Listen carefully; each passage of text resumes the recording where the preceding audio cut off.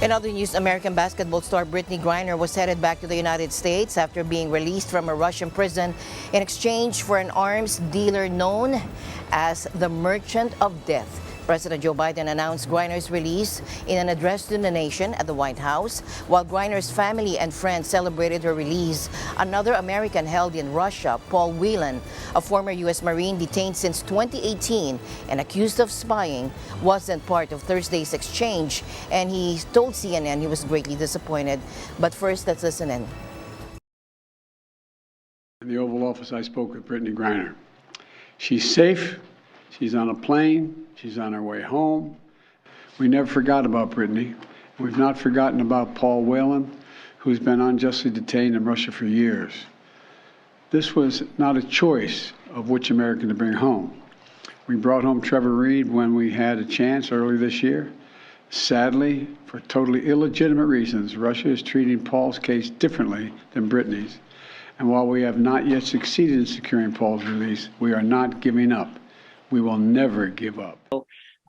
Really grateful today. It's a great day. And, we look forward to BG having her time and space and recovering from this whole ordeal, awful ordeal.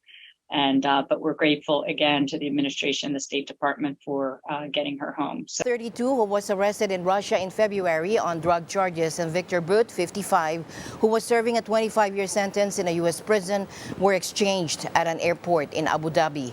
Griner, a two-time Olympic gold medalist, WNBA champion, was arrested at a Moscow airport 9 months ago against a backdrop of soaring tensions over Ukraine. She was accused of possession of vape cartridges with a small quantity of cannabis oil and sentenced in August to 9 years in prison. Bout, who was accused of arming rebels in some of the world's bloodiest conflicts, was detained in a U.S. sting operation in Thailand in 2008, extradited to the U.S. and sentenced in 2012 to 25 years behind bars.